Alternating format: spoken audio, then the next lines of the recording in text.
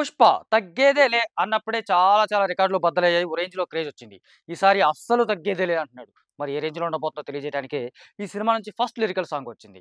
మామూలుగా 'దేవిశ్రీ ప్రసాద్', 'చంద్రబోస్' కాంబినేషన్‌తో పాటు 'మైత్రి మూవీస్' బ్యానర్ అంటే ఏ రేంజ్‌లో ఉంటుందో ఆడియో అనేది రంగస్థలం నుంచి మనకు అర్థమవుతుంది. అలాగే 'పుష్ప' సినిమాలో ఆడియో ఏ రేంజ్‌లో సక్సెస్ అయింది. ఆ సినిమా ఆడియోకి వచ్చినంత క్రేజు సినిమాకు మించినటువంటి క్రేజ్ ఆడియోకి వచ్చిందంటే కూడా కాదనలేని వాస్తవం. మరి అలాంటి సినిమాకి సీక్వెల్‌గా వస్తున్నటువంటి 'పుష్ప ద రూల్' అనే మూవీ నుంచి ఒక ఫస్ట్ లిరికల్ సాంగ్ వస్తుందంటే ఆడియన్స్‌లో ఎక్స్‌పెక్టేషన్స్ ఏ రేంజ్‌లో ఉంటాయో కొత్తగా చెప్పాల్సిన పని లేదు. మరి వాటిని అందుకోవడం అంత ఈజీ కూడా కాదు. బట్ ఇలాంటి టీమ్ ఉన్నప్పుడు, ఇలాంటి హీరో ఉన్నప్పుడు, 'చంద్రబోస్' లాంటి రైటరు, 'దేవిశ్రీ ప్రసాద్' లాంటి మ్యూజిషియన్ ఉన్నప్పుడు ఖచ్చితంగా సాధ్యమే అని లేటెస్ట్‌గా వచ్చినటువంటి 'పుష్ప 2' సాంగ్ ప్రూవ్ చేసింది. నిజానికి ఈ మూవీ ప్రోమో, ఈ సాంగ్‌కి సంబంధించినటువంటి first lyrical song promo hook line లాగా ఉన్నటువంటి 'పుష్ప పుష్ప పుష్ప' అనేది చాలా మందికి నచ్చలేదు including fans. But 'Devi Sri Prasad' ఖచ్చితంగా ఏదో ఒక మ్యాజిక్ చేస్తాడని మాత్రం అనుకున్నారు. ఆ మ్యాజిక్ చేశాడు. పాట ఓ రేంజ్‌లో ఉంది. ఈ పాట వింటున్నంత సేపు నిజంగా ఒక 'పుష్పరాజ్' రూలింగ్ ఎలా ఉండబోతోంది సినిమాలో అన్న విషయం మనకు స్పష్టంగా అర్థమవుతోంది. 'పుష్ప ద రైజ్' అన్నప్పుడు మేకని తింటది పులి, ఆకులను తింటది మేక, ఆకలి ఆకలి కదరా దీనికని చెప్పేసి ఒక ఏదైతే రైజింగ్ అనే స్టార్టింగ్ 'పుష్ప రైజింగ్‌ని' ఎలా డిఫైన్ చేశాడో 'చంద్రబోస్' తన రైటింగ్‌తో, ఈసారి 'పుష్ప రూలింగ్‌ని' ఎలా డిఫైన్ చేశాడు. సినిమాలో మనకి ఫస్ట్ సినిమాలో ఉన్నటువంటి తగ్గేదిలే అనే ఈ మేనరిజం ఏదైతే ఉందో, ఆ మేనరిజం నుంచి లీడ్ తీసుకొని, "నువ్వు గడ్డమట్ట సవరిస్తుంటే దేశం దద్దరిల్లింది. నువ్వు భుజం ఎత్తి నడిచొస్తుంటే భూమి బద్దలైపోయిందని" చెప్పేసి ఒక హుక్ లైన్‌తో, ఒక మంచి లైన్‌తో పాట స్టార్ట్ అయినటువంటి ఈ పాటలో 'చంద్రబోస్' కలం ఓ రేంజ్‌లో పరుగులు పెట్టింది. ఆ క్యారెక్టరైజేషన్‌ని ఎలివేట్ చేసిన విధానానికి నిజంగా హ్యాట్స్ ఆఫ్ చెప్పాలి.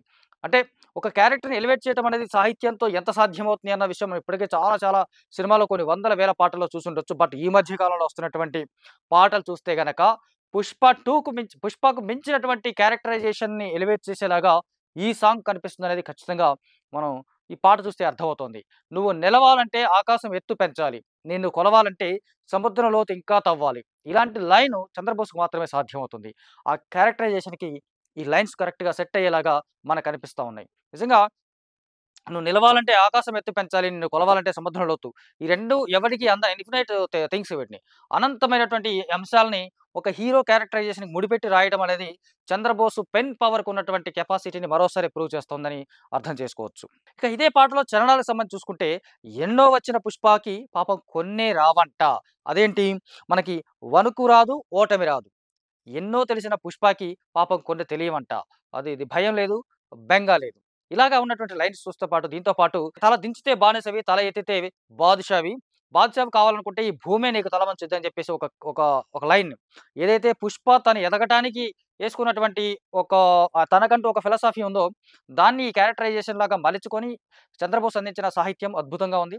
ఈ పాట ఖచ్చితంగా పాటకు మించి చూస్తే గనక, మనకి ఆ పాట ప్రోమోలో కనిపించిన మ్యూజిక్ చూసినప్పుడు కూడా కొంతమంది 'దేవిశ్రీ ప్రసాద్' మీద కొంత అసంతృప్తి వ్యక్తం చేశారనేది వాస్తవం. బట్ ఈ పాటలో దేవి మ్యూజిక్ కానీ, ఆయన ఇన్‌స్ట్రుమెంటైజేషన్ కానీ, ఆర్కెస్ట్రేషన్ గానీ, ఒక్క రేంజ్‌లో ఉన్నాయంటే మనకు అస్సలు ఈ పాట ఎన్ని సార్లు చూస్తున్నంత సేపు అస్సల ఆర్కెస్ట్రైజేషన్, ఒక మ్యూజిక్, మాస్ ఎలివేషన్స్, ఆ మాస్ ఎలివేషన్స్ మధ్యలో 'పుష్పరాజ్' ఏసినటువంటి స్టెప్పు, ఏదైతే చెప్పు కింద పడితే ఫస్ట్ సినిమాలో 'పుష్ప రైజ్‌లో' ఉన్నటువంటి మనకేదైతే చెప్పు కింద పడ్డ ఒక చెప్పు వేసుకొని మళ్ళా ఇలా నడుచుకుంటూ వస్తాడో, ఇందులో కాలు మీద కాలేసుకొని, నా కాలు మీద నేను కాలేసుకున్నా అని చెప్పేసి ఫస్ట్ పార్ట్‌లో ఏదుందో, ఆయన కాలు మీద ఆయన కాలేసుకొని వేసేటువంటి ఒక మూవ్‌మెంట్, ఒక డాన్స్ మూవ్‌మెంటు, ఆ క్రమంలో కింద పడేటువంటి చెప్పు లేదా షూ కైండ్ ఆఫ్, అది మళ్ళీ తీసుకొని మళ్ళొక స్టెప్ వేయటం.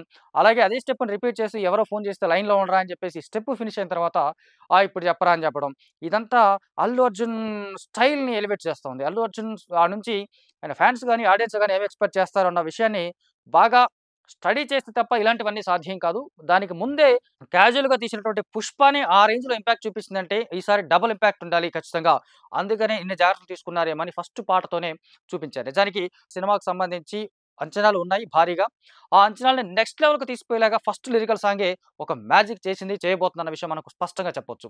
సో, ఆగస్టు 15న రిలీజ్ కాబోతున్నటువంటి ఈ మూవీ ఖచ్చితంగా మరొక సంచలనం సృష్టించబోతుంది. అల్లు అర్జున్ కెరియర్‌లోనే ఒక best movie, one of the best మూవీస్‌గా నిలవబోతుందన్న విషయాన్ని ఈ ఫస్ట్ లిరికల్ సాంగ్ చూస్తే మనకు అర్థమైపోతుంది. మరి సినిమాలో ఇంకా మిగతా వచ్చింది ఫస్ట్ సాంగే.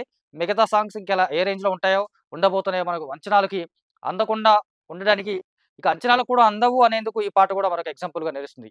ఓవరాల్‌గా చూస్తే 'పుష్ప 2' ఇచ్చినటువంటి first lyrical song the best అని చెప్పొచ్చు.